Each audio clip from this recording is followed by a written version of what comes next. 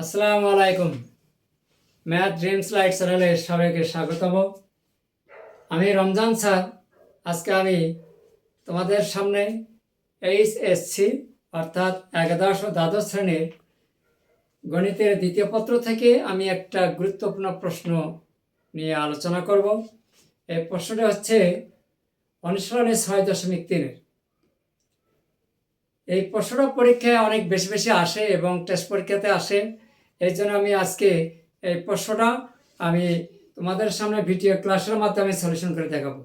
তোমরা যদি আমার এই ভিডিও ক্লাসটি শুরু থেকে শেষ পর্যন্ত দেখো, ইনশাল্লাহ তোমরা খুব সহজভাবে বুঝতে পারবে, কোনো অসুবিধা হবে না। তার কারণ অঙ্কটা ভালো করে বুঝতে গেলে অবশ্যই তোমাদেরকে মনোযোগ সহকারে ধৈর্যের সহিত শুরু থেকে শেষ পর্যন্ত ভিডিওটা দেখতে হবে। যাদের গণিতের সমস্যা আছে বা কণিক থেকে সমস্যা আছে, শুধু তাদের জন্য আমার এই ভিডিও ক্লাসটি। চলুন সময় নষ্ট না করে প্রশ্নটা বোর্ডে লিখে দেওয়া আছে, এটা আমরা সলিউশন করার জন্য চেষ্টা করি। দেওয়া আছে এখানে যে অধিবৃত্তের নিয়ামক 2x + y = 1, উপকেন্দ্র 1 1 এবং উৎকেন্দ্রিকতা হচ্ছে √3, তার সমীকরণ নির্ণয় করো। অর্থাৎ অধিবৃত্তের সমীকরণ নির্ণয় করতে হবে। তাহলে প্রথমে আমরা এখানে লক্ষ্য করব, ধরি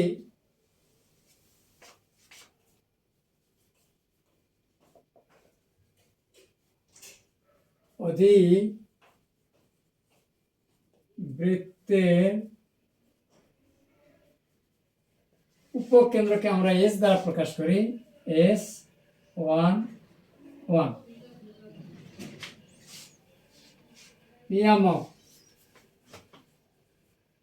নিয়ামক M Z M প্রাইম এ সমীকরণ যে দেওয়া আছে এখানে, সমীকরণটা যে আমাদের উপরে এটা সমীকরণ 2x + y - 1 = 0 এবং উৎকেন্দ্রিকতা দেওয়া আছে এই যেখানে উৎকেন্দ্রিকতা E √3 এবং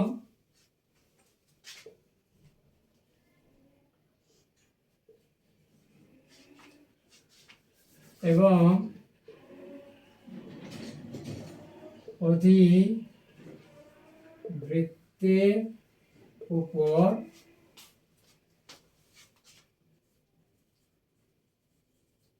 যে কোনো একটি বিন্দু বিয়োগ x, y। তাহলে অধিবৃত্তের সংজ্ঞানুসারে আমরা কি জানি? অতএব অধিবৃত্তের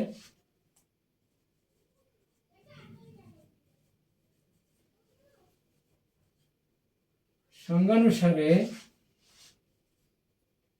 SP কত E PM বা SP। S হচ্ছে আমাদের এখানে দেওয়া আছে, এটা হচ্ছে আমাদের S। তাহলে P হচ্ছে এখানে এই। তাহলে এই দুইটা বিন্দুর দূরত্বের সূত্রটা আমরা অ্যাপ্লাই করব, √x - 1 whole square plus y - 1 whole square. কি হচ্ছে √3 PM 2x + y - 1 by √x এর সহগ হচ্ছে 2, তার উপর স্কয়ার, y সহগ 1 এই। এখন আমরা কি করব, যে রুটকে সরাতে গেলে উভয় পাশে আমরা বর্গ করে নেব। তাহলে এখানে আমরা পাবো x - 1 whole square plus y - 1 whole square এখানে রুট স্কয়ার কাটা গেলে থাকবে 3, আর এখানে হবে 2x plus y minus 1 whole square, আর স্কয়ারগুলো রুট কাটা যায়, 2 2 4 আর একে 5। এখন আমরা এখানে আমরা একটা সূত্র করে নিই, x square minus 2x plus 1 y square minus 2y plus 1, আর সেই সাথে এখানে আমরা পাচ্ছি 3 ইন্টু, এটাকে আমরা a plus B plus C সূত্র প্রয়োগ করব, অর্থাৎ a square plus B square plus C square.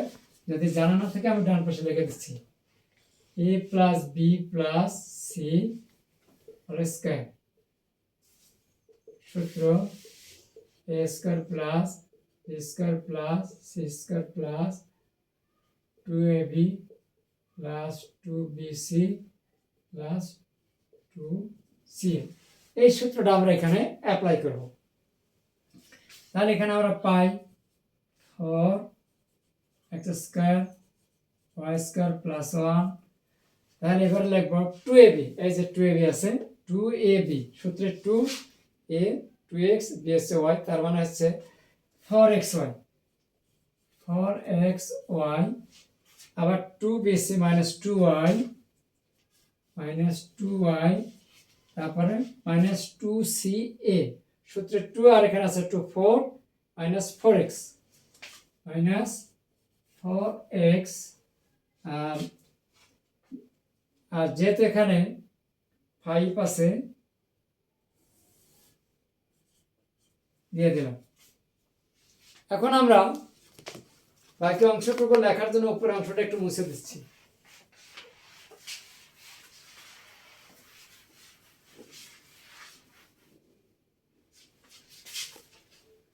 তাহলে এখন যেহেতু এখানে 5 আছে, 5 তার এখানে আর্গুন দিয়ে দেই।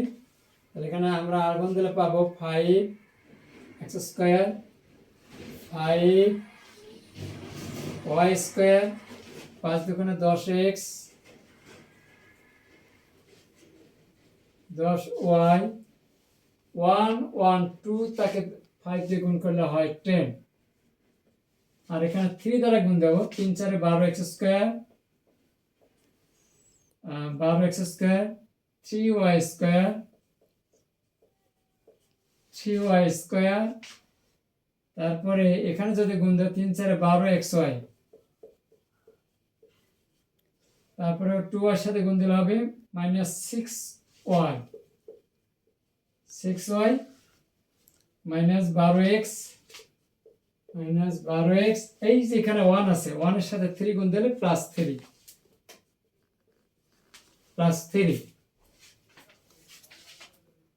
তাহলে আমরা এই বাম পাশের অংশটা ডাইনি গিয়ে জায়গায় আমরা বিয়োগতে, যেহেতু এখানে বড় x স্কয়ার আছে, তাহলে এখানে আছে 5x স্কয়ার, এটা ওই পাশে গিয়ে এখানে বিয়োগ দিলে, তাহলে 12 থেকে এই 5 বাদ গেলে পাওয়া যায় এখানে 7x স্কয়ার, এই 7x স্কয়ার, এটা ওই পাশে গিয়ে বিয়োগ দেই, তাহলে এখানে আছে 3y স্কয়ার, এখানে আছে 5, বিয়োগ করলে হবে মাইনাস 2y স্কয়ার। এরপরে আসবে প্লাস 12xy মাইনাস 10x, এখানে আছে মাইনাস 12, তাহলে এই মাইনাস 10x যদি ওই পাশে যায় প্লাস হয়ে যাবে, তাহলে মাইনাস 12 থেকে প্লাস 10 বাদ দিলে পাওয়া যাবে মাইনাস 2x মাইনাস 10y, ওই পাশে গেলে প্লাস, এখানে আছে মাইনাস 6 বাদ দিলে পাওয়া যায় 4y, আবার এখানে আছে প্লাস 7, ওই পাশে গেলে মাইনাস না প্লাস 10, ওই পাশে গিয়ে 3 এর সাথে বিয়োগ করলে পাওয়া যাবে মাইনাস 7। এই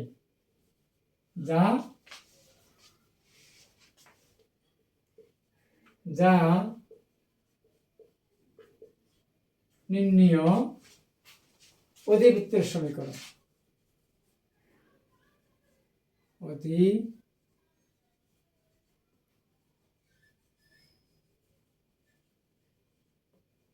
এই শেষ, এটা ছিল আমাদের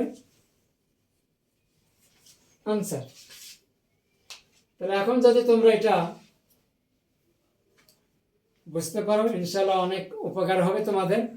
পরবর্তীতে এইরকম যে কোনো প্রশ্ন আসলে একটা প্রশ্ন যদি তোমরা শুরু থেকে শেষ পর্যন্ত ভালো করে বুঝতে পারো, পরবর্তীতে এইরকম যে কোনো প্রশ্ন আসলে তোমাদের সলিউশন করতে কোনো প্রকার সমস্যা হবে না। তাহলে তোমাদেরকে গণিত জানতে গেলে, ভালো বুঝতে গেলে তোমাদেরকে অবশ্যই বেসিকগুলো একটু ক্লিয়ার করে নিতে হবে, অর্থাৎ সূত্রগুলো একটু ক্লিয়ার করে নিতে হবে। নিয়মটা একটু জানলে ইনশাল্লাহ তোমাদের কাছে গণিত খুব সহজ বলে মনে হবে, কঠিন বলে কোনো শব্দ নয়। শুধু একটু মনোযোগের দরকার, একটু চিন্তা দরকার, যে তোমরা একটু চেষ্টা করলে হয়ে যাবে ইনশাল্লাহ। পরিশেষে আমার এই ভিডিও ক্লাসটি তোমাদের কাছে কেমন লেগেছে তা অবশ্যই কমেন্টসের মাধ্যমে জানিয়ে দেবে। যদি ভিডিওটি ভালো লেগে থাকে তাহলে অবশ্যই একটা সাবস্ক্রাইব করে দেবে। আর সেই সাথে তোমরা যদি ভিডিওটি দেখার পরে কোনো কমেন্ট যদি না করো, সাবস্ক্রাইব যদি না করো, তো পরবর্তীতে এরকম নতুন কোনো ভিডিও তৈরি করতে তখন আগ্রহ কিন্তু প্রকাশ পায় না। আশা করব তোমরা ভিডিওটি দেখা শেষে একটা সাবস্ক্রাইব করে দেবে আর কমেন্টস করবে ভালো মন্দ। ধন্যবাদ সবাইকে। আজকে এই পর্যন্ত। আল্লাহ হাফেজ।